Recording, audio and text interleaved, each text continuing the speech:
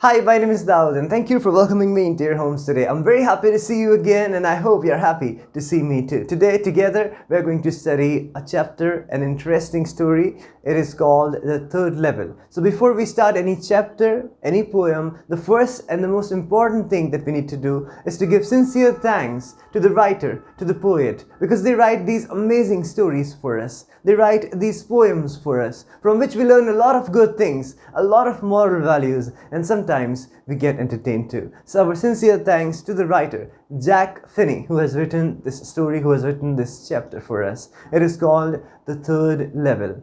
So there are only 2 levels at the Grand Central Station, but the protagonist says that there are 3, because he has been there on the 3rd one. When he shares this with his friends, none of them believe him. When he shares this with the psychologist's friend, he does not believe him either. Rather, he tells him it was a waking dream wish fulfillment. He goes on to tell him, you are unhappy. He means to say that the modern world is full of insecurity, war, worry, and all the rest of it. And the protagonist is looking for an escape. He also has a habit of stamp collection. He keeps collecting stamps, for which also his friends say that you are looking for an escape from reality. So here is what happens at Grand Central Station. One night last summer, he works late at the office. He's in a hurry to reach home. So he decides to take the subway from Grand Central Station, because it is faster than the bus.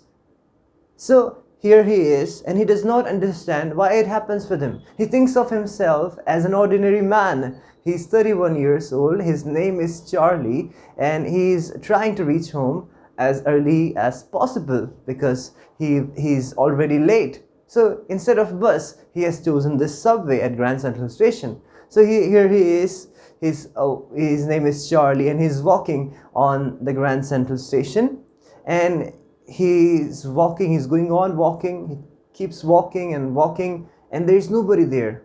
And the only sound he hears, the only sound he gets to hear is the sound of his own footsteps.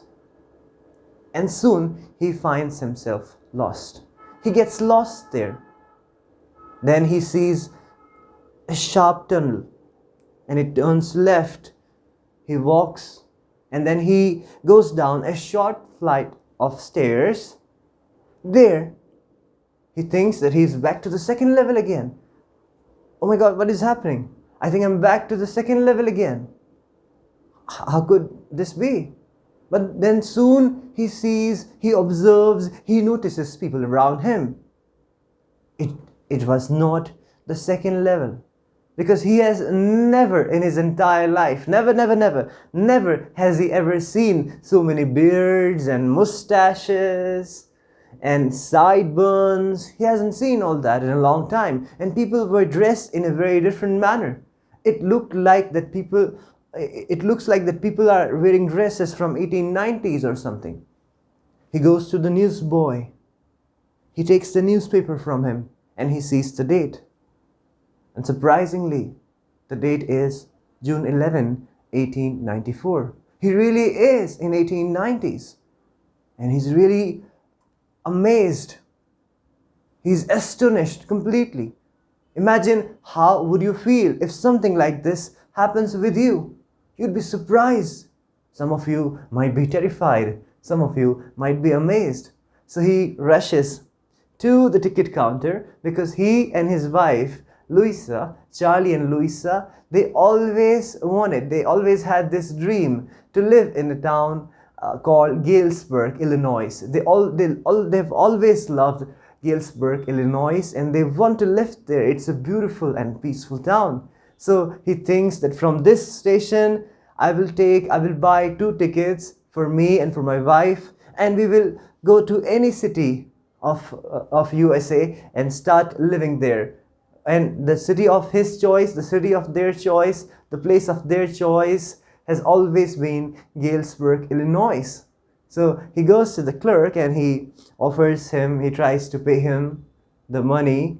And in the book you will find the word bill that has been used for the currency, for the word for money. So he tries to pay him. He decides to pay him because he decides to buy the tickets. So he's trying to pay him, but the clerk is very strict with him.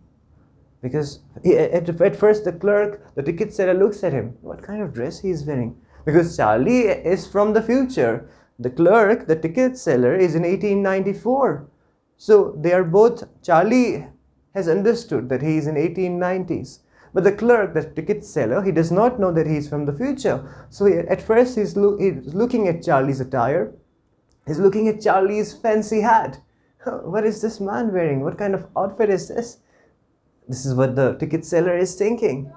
And then he decides to ask him the question, if you are trying to, what are your intentions? Charlie tries to pay him, and the ticket seller does not accept the money. He refuses to accept the money. And he says to Charlie, hey, if you are trying to fool me, if you think we are trying to fool me, you are not going to go far. You'll not be able to fool me. You can't kick dirt into my eyes. Charlie understands this, that he could go to jail because this money, this currency would be considered illegal. Obviously, he has come from the future. So he rushes back and he goes home. And next day, he takes out $300 from his bank account only to buy the old currency. He goes there and he has the old currency now with the expectation in his mind that he will go back to the third level again and buy 2 tickets. For him, one for himself and the other one for his wife. But unfortunately, he never finds that third level again. He tries his best to find the third level again. He is in search of the third level. His psychologist friend Sam Wiener is worried about him. His wife Louisa is worried about him.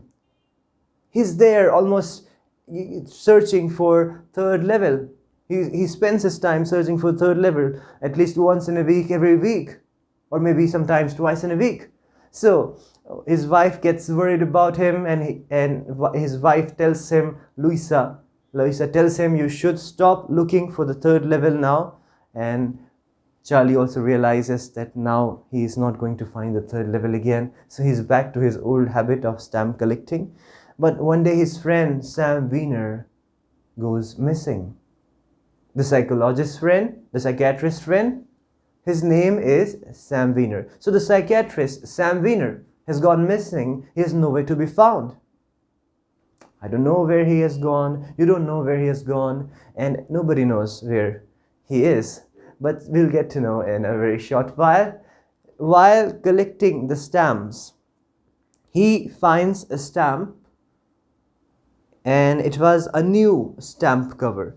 Now, whenever a new stamp cover used to be launched in those times, people used to mail it to themselves. They would put a stamp on it and they would mail the cover to themselves with an empty paper. So this stamp was sent to his grandfather's address in Galesburg, Illinois in the past.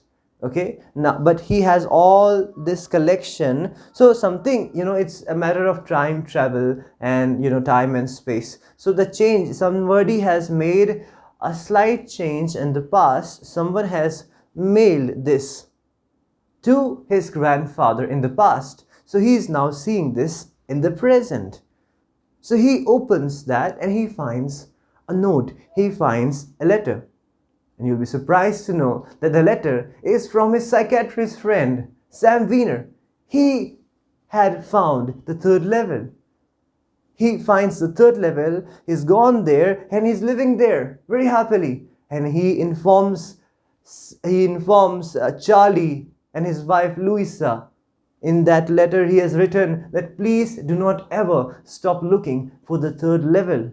It is really worth it. You should try to find it. And once you find it, please come here. We will live a peaceful life here in the past. He is now working as a farmer. He has started doing agriculture business. His profession of being a psychiatrist is not needed there because people live a stress-free life. People are more peaceful, calm, and stress-free there in the past. So he has invited his friend Charlie and his wife Louisa. Charlie and Louisa are invited by his psychiatrist friend Sam Wiener, who has reached there in the town Galesburg, Illinois, where they always wanted to go. So he really finds the third level and he has gone there. Alright, so this is it for today. Thank you for joining me. I'll see you very soon again. I really enjoyed spending this time with you. Peace be with you.